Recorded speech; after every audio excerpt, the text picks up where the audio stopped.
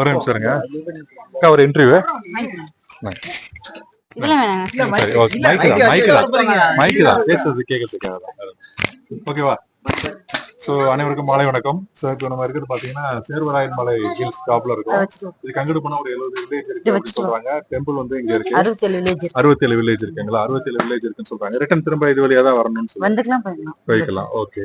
So இங்க சோளக்கருது அப்புறம் ஒரு கிழங்கு வந்து சேல்ஸ் பண்ணிட்டு இருக்காங்க ஒரு அக்கா. ஸோ நம்ம என்ன அப்படிங்கிறது விசாரிப்போம். அக்கா உங்க பேர் என்ன? என் பேர் தீபா. ஓகே. என்ன கிழங்கு இருக்காது? அந்த கிழங்கு பேரு மொடவாட்டு கிழங்கு.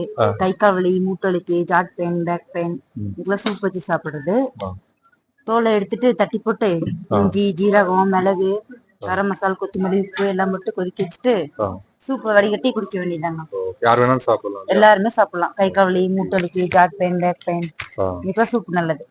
சோளக்கருது வேற என்ன சேல்ஸ் பண்றீங்க? சோளக்கருது, காணு, கடலை, சூப்பு, பொம்மைட்டம் நல்லா வச்சிருக்கு.